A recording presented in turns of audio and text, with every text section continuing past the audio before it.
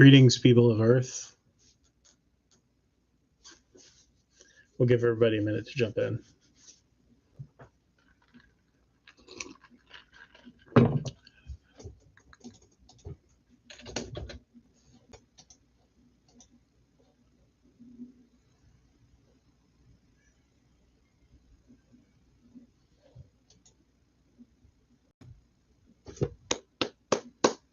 Just found out the media avail tomorrow is canceled, probably because Brett Key's on the road.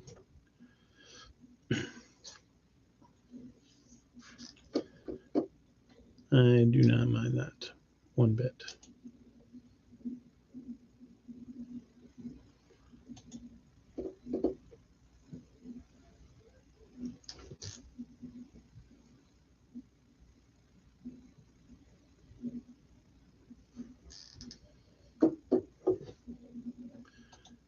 I'm going to post this on YouTube, on Twitter real quick. Then we get going.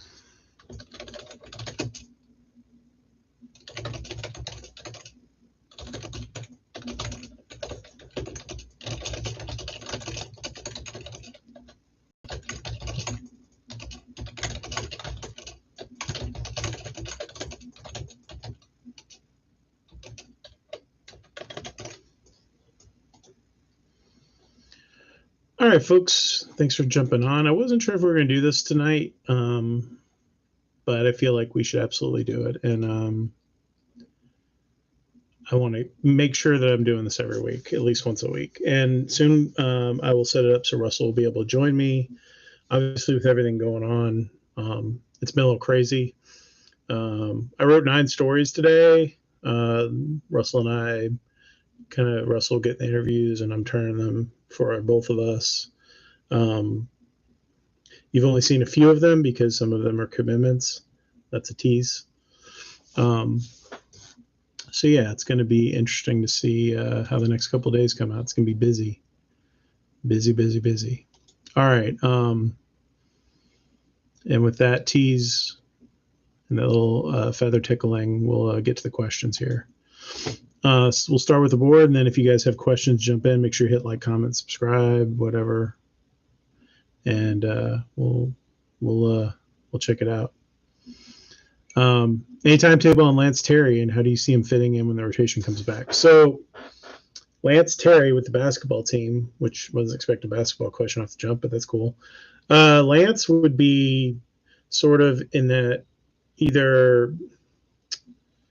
So he was going to start, and they were going to play Miles up sort of as the 3, but with the way Wasey's playing, they're going to end up playing Lance as sort of the 6th man. He'll be in that bench group that comes in with Debo and Kyle typically, and sometimes Sacco.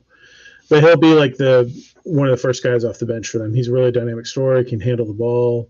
He can do a little bit of everything. So. They're really excited about Lance. He just is not healthy, I guess, and I don't know. End of the game, the opposing team is fouling us. Who do you want shooting the free throws? Historically, Miles Kelly, this year he's struggled a little bit with it. I would say he's pretty consistent with it. I would say outside of Miles Kelly, I feel like Kyle Sertivan's actually a pretty solid free throw shooter when he's not exhausted. All right, here we go into football. What happened to Tyler Gibson? I thought he might have gotten some burn this year, but I haven't even read about him anywhere. Have you got any declarations from let's hang on a second question. Okay. On Tyler Gibson, he had some injury stuff, kind of banged and bruised at times. They had him working at right guard, had him working at right tackle as a backup at both spots. He didn't dress the last few games. I'm not sure if he was hurt or not, or just they moved Benjamin Galloway up and he took that spot. Ben's done really well. They've been giving him a lot of reps, and he's really kind of clicked in the last few weeks. Tyler, was a guy that I was a little iffy on from watching him at Rivals Camp, and he's got to find a way to be consistent if he wants to play. Like I think that's what it comes down to more than anything. I don't know that he'll go anywhere because they need depth on the offensive line. So I would, if I'm Brent Key, I would like to keep guys like that around right now and then see what's going on. We haven't gotten declarations from every player on the team yet. Russell sent me a funny text about one of the questions I just answered. We haven't got any declarations from every player yet on whether they're staying or going. Should we assume the team is being disbanded due to inability to field a full roster? A sarcastic question.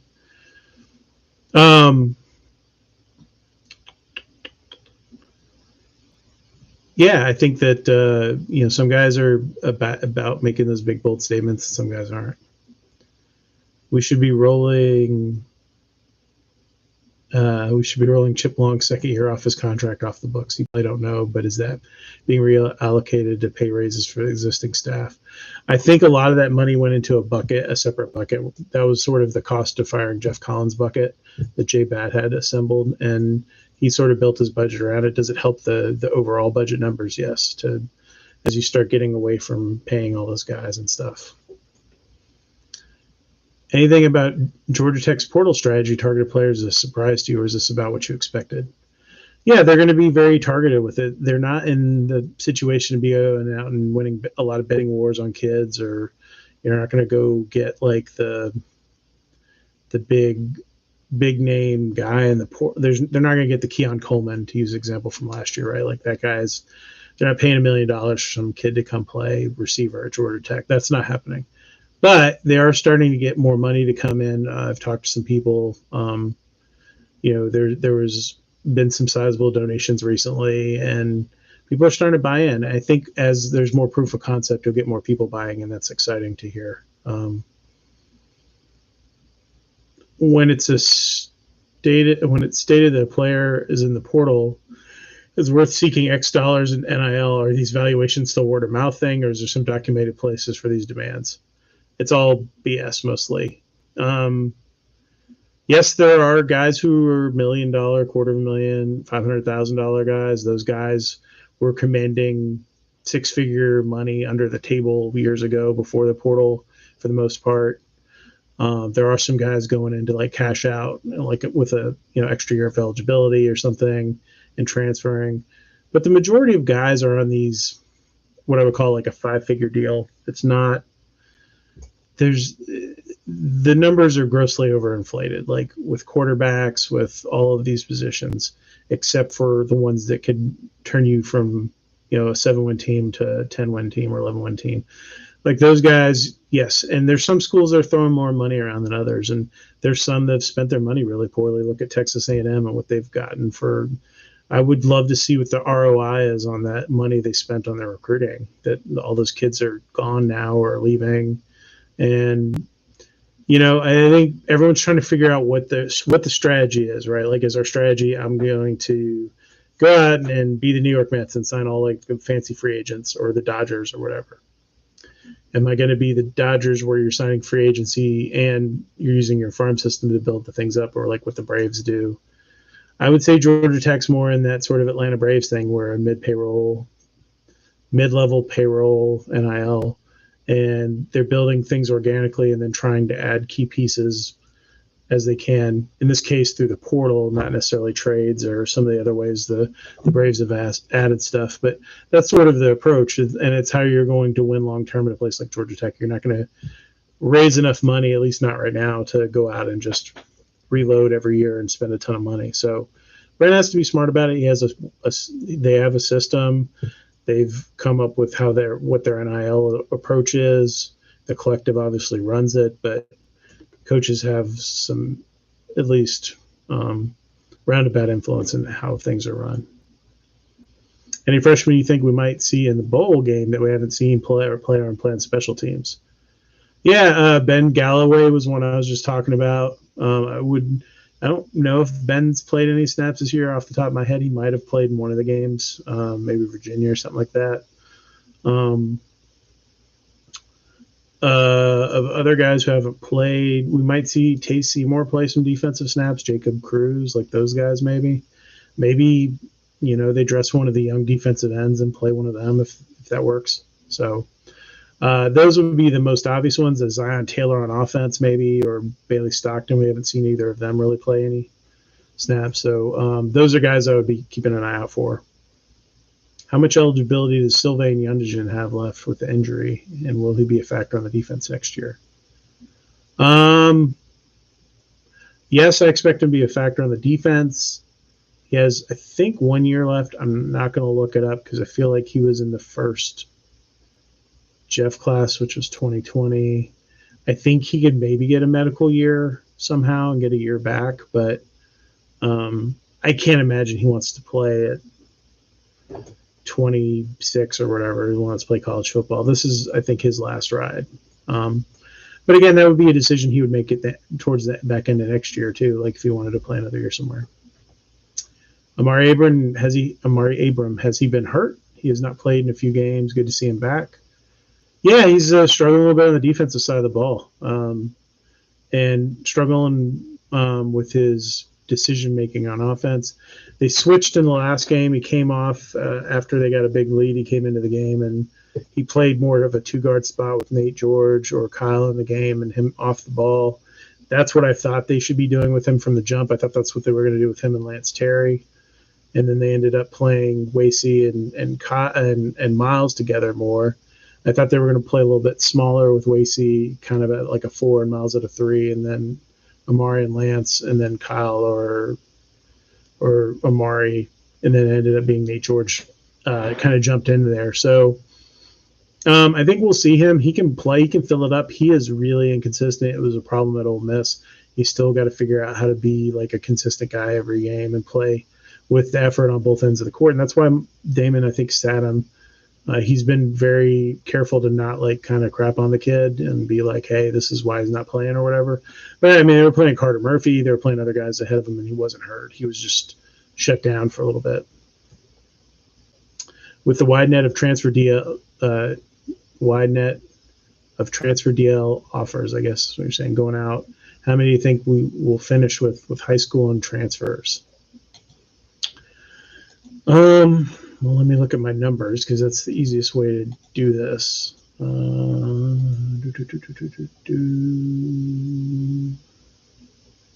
Yeah, look at my chart and then who's committed. So right now they would have back, so you've lost Kyle Kennard. You have, as of now, Eddie Kelly, who's stuck here from USF, Josh Robinson, I guess technically T's back. I don't know where that stands. Malcolm Pugh, Sylvain. So 1, 2, 3, 4, 5, 6, 7, 8. Kevin Harris, Kennard, Noah Collins. So 7 plus 1, 2, 1. Right now, that's really truly coming, and one other one that's sort of up in the air. Russell forgot to delete someone off the offer thread. The kid we call Harry Potter. We'll take him off. And yeah, I think they're going to take a couple of guys in the portal, defensive linemen, and I think they're going to get one more high school kid fairly soon. Keep an eye on that. I don't know that they're going to flip back CJ Jackson like all you guys would like. I don't see that happening. Do we land a game changer at defensive end from the portal? I think they add guys who are going to be helpful, but are they going to get Keon White in the portal? I don't know. That's a really big question. They need to find some guys who are more productive. I think that's why they went after a guy from Gardner Webb, and I think that's where that gets kind of interesting as this kind of all unfolds. Someone asked me about the big D tackle from Michigan State, Derek Harmon. I think he went to Auburn this weekend, and then he's going to Ohio State. So I don't feel like the odds are great on that one. We'll see though. Got to get him on campus. When all said and done, how good of a Christmas will JOL have on a scale of 1 to 10 based on our transfers in our high school signing class? I think it's going to be solid, but it's going to be like a 7 or 8. It's not going to be a 10. Like, they're not going to close with this insane volley of guys, but I think there's going to be some interesting dudes coming in.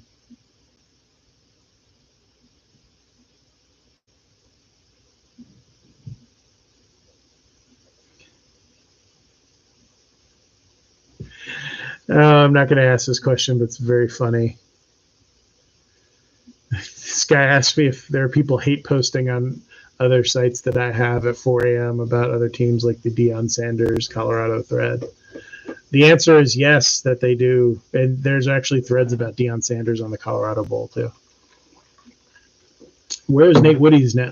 Where is Nate Woody nowadays? Nate Woody is the defensive coordinator at the Army, or for Army. He had a big game, pulled a little bit of a Ted Roof at the end in the Army-Navy game, but pulled it out. Let Navy drive the whole field on them at the end of the game, but they held them and won whatever it was, 17-11 or whatever the final score was. So Nate's doing well. He hooked up with Monken. That seems like a good fit for them. Do you think the new DC, whoever that is, should be able to hire his own staff? Brent's going to set the parameters of whatever it is. When I've covered Georgia Tech for 16 years now, is that right? 15, 14, whatever it is. 2009, okay?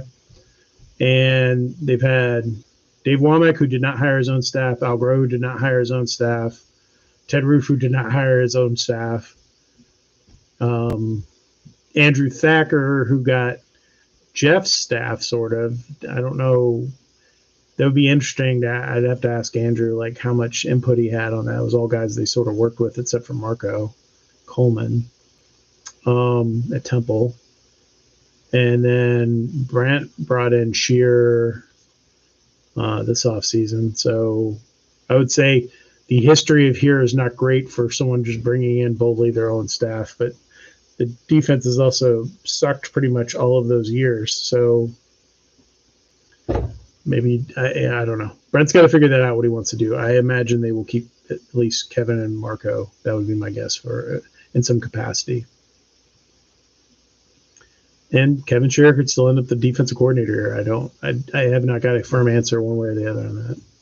By mid-February, the identity of the Georgia Tech basketball team will be that of a team that can win games when they can hit shots and a team that will lose big when they don't.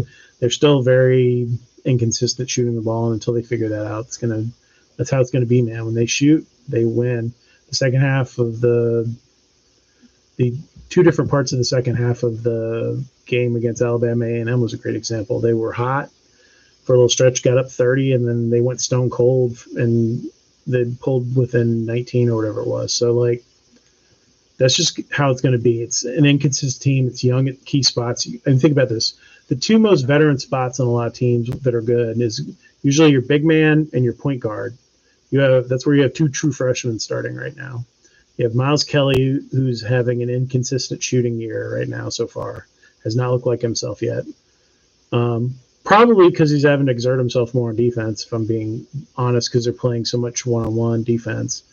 And then really, other Wasey, no one's particularly been consistent on offense, and even he's been a little hot and cold with his three-point shooting, which is sort of what was expected from him. But yeah, I think, they're going to go as sort of Nate and Bide and Ndongo and Miles Kelly and Wasey, kind of how those guys play. Have you been impressed with the level of talent visiting Georgia Tech from the portal so far? Or was it expected? I think there's a lot of people, and there's some stories you guys haven't read yet that I will tease again, where kids are talking about how impressed they are. And one of them I think did go up, which was maybe the Gibbs kid.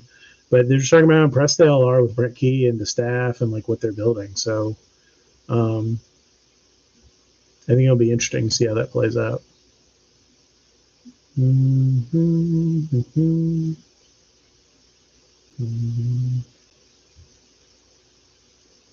Assuming we are set with the 5 transfers out until after the first year, or no? No, because I think there'll be some guys that go in the portal after the bowl game. There are guys that are going to go through bowl practice, play in the bowl game, and then go out. There'll be guys that also wait until the spring to leave. There's a few guys I know that are graduating that either will or won't go through spring ball and will leave after the spring. There'll be a lot of that stuff that kind of goes on over the next couple of weeks, as there's some guys in the junior class, some of you can probably figure out who some of them are, that I think will process out over the next period. But, that's just the way it is right now in the portal. And there'll always be like some school that comes in that's desperate for something, like from a specialist to a defensive player to an offensive player that goes out and tries to buy somebody, and you never know. So I've seen all kinds of weird stuff watching all this. Can we do well enough in the portal to make a run at the ACC championship game? I think our offense will be fine, but defense needs major strides. Yeah, I think the opening game in Ireland will be big. To me, the way I look at a lot of this stuff is it's hard to handicap it right now because everyone's rosters are so much in flux because of the portal. It's sort of insane because you can kind of rebuild yourself in 1 year with that. But if you look at the roster, they're going to play Duke, who has Manny Diaz now as a head coach. I feel like that's a decent chance for a dub. You play Miami, who you've played really well against the last few years, even with the GC3. So you got a chance there. That's in Atlanta. NC State comes here. What the hell is going on with that? I don't even know how they won the games they won this year, with like devoid of offense at times. But they'll be good defensively. They seem to get better as the year goes on. So that one could come down to when that game is played. At Louisville, don't know what their team looks like. At North Carolina, had their number 2. Don't know what they look like. They'll have talent. At Syracuse, which will be fascinating because no one knows anything about Fran Brown and what he's doing there other than they hired a recruiter. And then at VT, Brett Price got them going a little bit, but is that more of them playing inconsistent teams down the stretch? Then, I don't know. I don't know what to make of Virginia Tech because they kind of screwed me over in my picks a little bit this year with some real duds. They really got smoked by Louisville, too, at Louisville. So I don't know. The fact that VT's here makes it a little more interesting. They definitely owe them one here after that terrible game. That was probably like the worst game of the – that may have been worse than the games at Notre Dame and Georgia that were just complete beatings because that Virginia Tech team was so bad that beat them like 35-0 or whatever it was his first year. Like even Justin Fuente told a mutual coach that we all know that was – you can't believe he beat them that badly that year.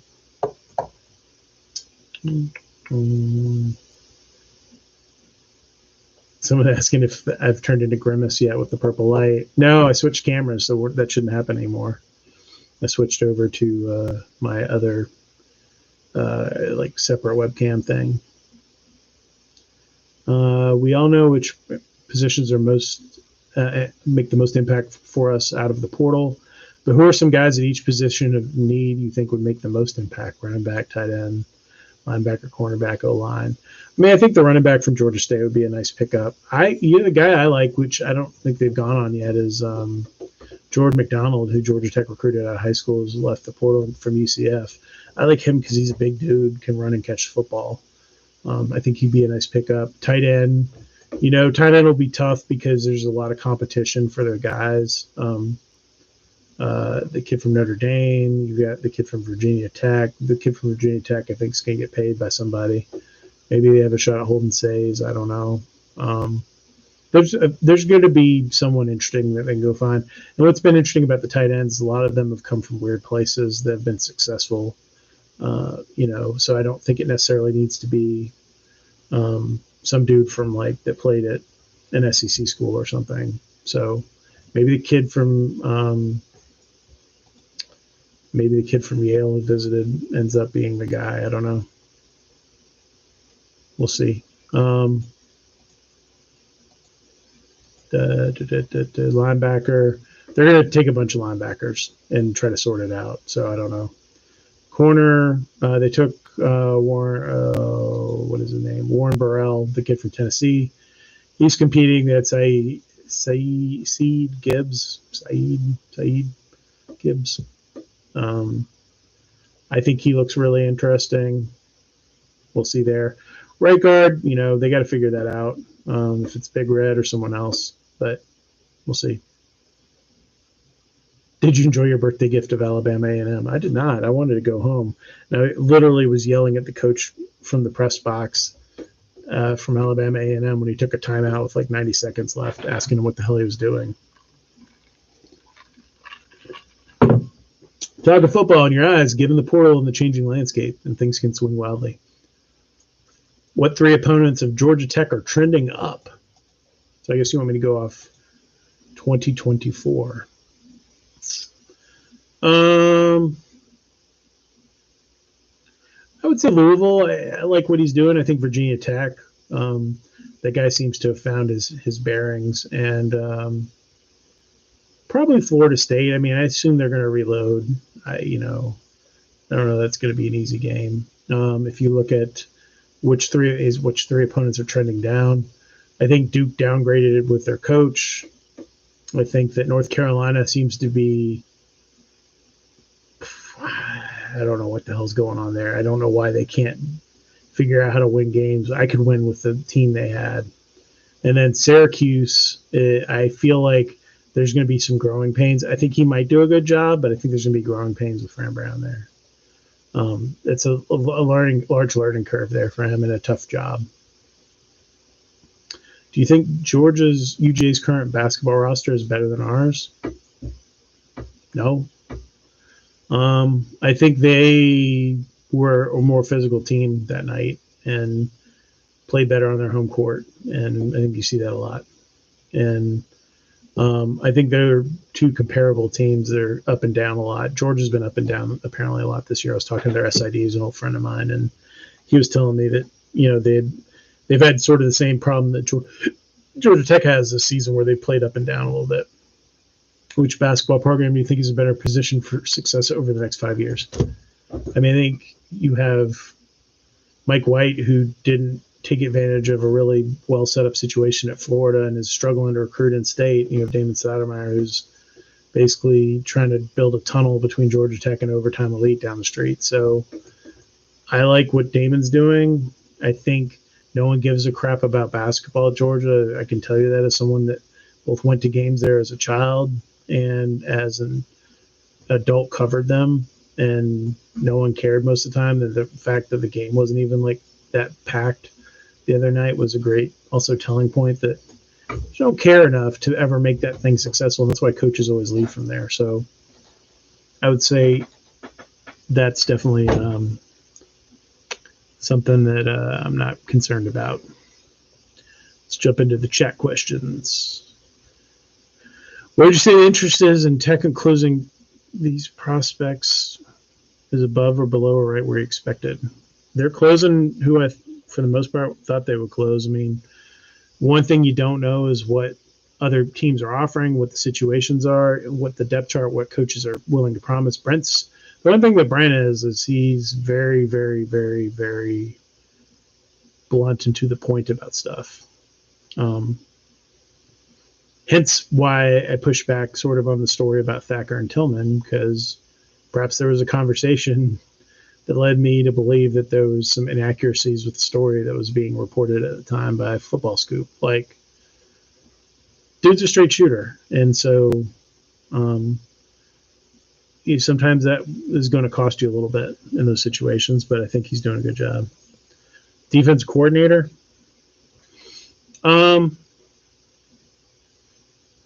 I don't want to get too much into the weeds on that. I think there's a decent possibility to hire someone from outside the program. And I think at least one of the candidates is someone you guys would really dig and be excited about. But again, I don't want to get into that until I have like some firm like confirmation that he's like really talking to people and stuff. And I do not have that right now.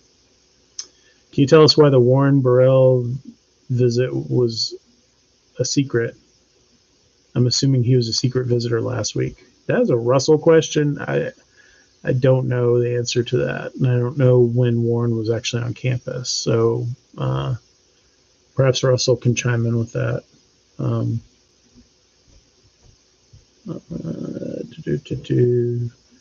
Why the offer to the Georgia grad student wide receiver? Is that Muse? Is that who you're asking about? Makai Muse. He's a good return guy. Gives you some depth at the slot. An older body, can play inside, outside. Is a better kick returner than Christian Larry, statistically, and seems to have a better feel for it from what I've seen. why not? If he's interested, yeah, I would have that conversation. He's a rental guy, so like a 1 year dude. Why not have that conversation? I think it's stupid not to. Dre Butler from. Sorry, I lost my spot. Dre Butler from Michigan State was with Coleman last year. Any chance he follows him here? He's from Covington, Newton area, 4-star. Did Dre Butler go into the portal? Because I have not thought about that.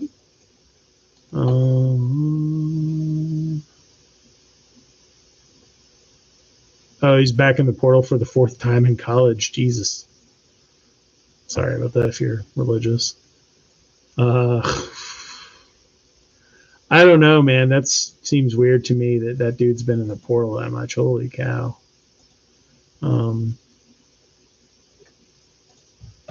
What's going on with him? I'm a little like not super familiar with all their personnel. I remember looking at it when Marco was hired. He's not he didn't play very much this year. He only played in 3 games for them, the first 3 games of the season. Only played 53 snaps. So I don't know. I don't know what to think about him. Marco's kicking the tires on everyone he knows. I probably depend on Marco's feeling on that kid more than anything. Or hear anything about the Miami quarterback next year? Who are they getting from the portal?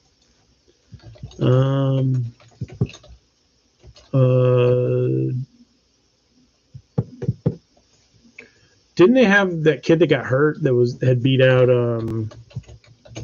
Tyler Van Dyke?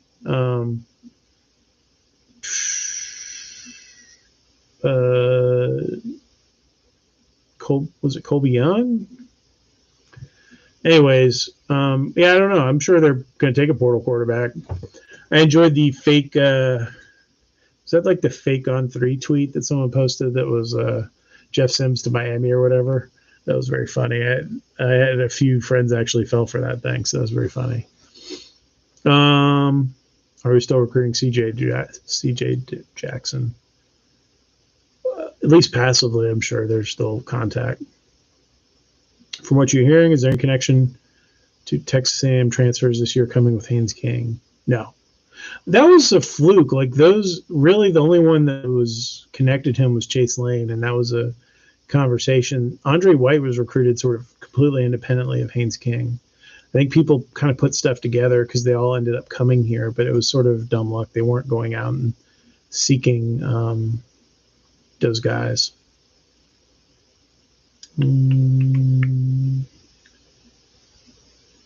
Have a better than even shot at Anthony Carey. I think he had a good visit to Georgia Tech.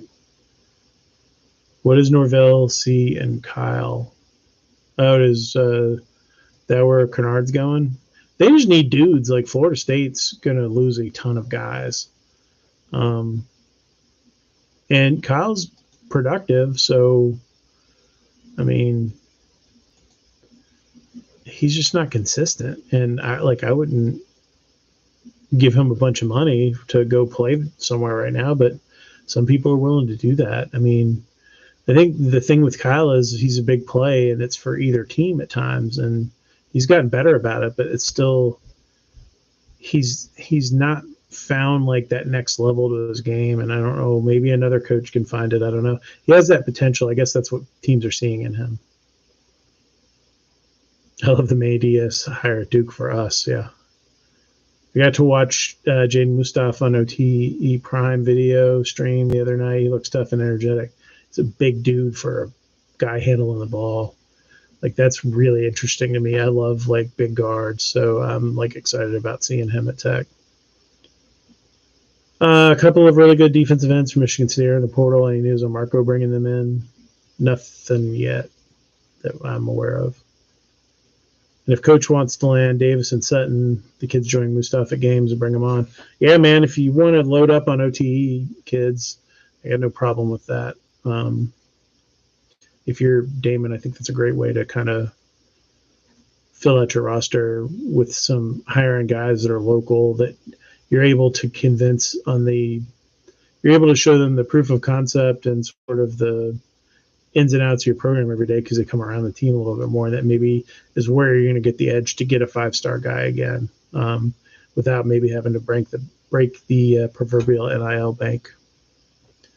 What's the difference between an official visit and unofficial one from the school standpoint and the player standpoint? An official visit is everything's paid for. Your travel, they pick you up in a car service, take you to the airport, or drive you if you're, say, in Peachtree City. They drive you from Peachtree City to Atlanta for your official visit, and you get put up in a tech hotel. All your food and everything's paid for. They take care of you for 48 hours. An unofficial visit, everything's on you. The school doesn't provide anything for you. You're paying for your own travel, own everything. If you spend the night, that's on you. All that stuff. So it's the difference of who pays for it, technically. Who are Key's go-to guys in closing recruits? It looks like Marco and Winky. I think Brent likes to close a lot of stuff himself too. This isn't a staff I think that's necessarily built on like having what we used to call the Andy McCollum, like the closer guy that go get all the recruits. I think that it's a lot more balanced. There are guys that all kind of do a good job, and really, other than losing Thacker, they've done who's a good recruiter. I think they've done a nice job of building guys up. Even a guy like Nate Brock, who's a grad assistant tight end coach, has done a great job. Learning how to recruit and working the system. He can't go out. He has been able to go off campus a couple times as some staff shifts have gone on, and maybe he'll be going out this week. I don't know, but guys like that have done a nice job developing too. I think that's made a difference.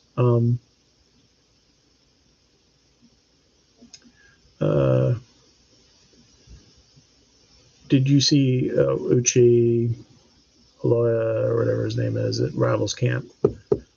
I don't remember. I don't know. I don't think so because we don't have. I have like the only picture of him, and I'm glad you actually said that because I have to do that when we jump off of this. Need to put a profile picture up for him because we don't have one right now. And I have a profile picture for him. He looks like freaking Idris Elba's brother. It's the super weirdest thing I've ever seen. The kid looks like he's like 40 years old. It's very funny to me. But no, I didn't see him at Rivals Camp, I don't believe. How good is Aaron Joe at his job? I think Aaron does a great job. Aaron's one of my favorite people in the world. So I think that I'm very happy that he's back on the flats. He's, even as a recruit, is one of my favorite people, like just great dude. And I think he's very sharp and has taken what he learned at Georgia Tech as a student and applied that to the recruiting world. Money aside, what would you do to upgrade McCamish? My immediate thought is the center court Jumbotron. I have no problem with McCamish Pavilion. I think it's pretty nice. I would like to change where I sit in it and move the press area to a better area, like down a level. But that's it. Any big news coming on transfers or recruits that are about to break? Yes. Go back and watch the beginning of the video. I teased something. I just say stay locked into Jackets Online this week. You're going to be very busy hitting the refresh button. I'll leave it at that. Do we have any coaches that stay in another continent for an entire month, like a certain coach from a previous staff? The answer would be no. That does not happen. No, there's no one taking an extended vacation for a long time. Any early feedback from the freshman DBs like Stephen Jones or Justin Brown or Nico Dowdle or Tay Seymour or others? They like Tay Seymour a lot. Stephen Jones, I don't really know what's going on there. Obviously, they're changing. I think all of that stuff's sort of completely up in the air now because you're changing your defensive back coach. So, my thought there is that like everyone in that DB room sort of in a hard reset, except for the guys who've been regular starters. So, all right, folks, I think that's going to wrap it up. We've done about 40 minutes. I appreciate everyone jumping on. Make sure you hit the like button. Any surprises with the Heisman results in your opinion or as expected? Pretty much how I thought it would go. I don't know if I can talk about who I voted for. I don't think I can. So I think that comes out eventually, but I thought it was in line with what I thought was going to happen. So appreciate everybody. We will be back next week. Next week I'll be in. Hopefully I'll be home. Actually, I'll be Christmas. Yeah. Be interested to see when we do the next one of these, because the next one's like Christmas Eve. That ain't happening. So, maybe, you know what? I might do. We'll see how late the game ends. I might do a show from my hotel room in Tampa. I think my hotel room has a hot tub, so I can do a hot tub show. You guys have been asking for that too. Anyways, just kidding. Appreciate you. I'll catch you all later.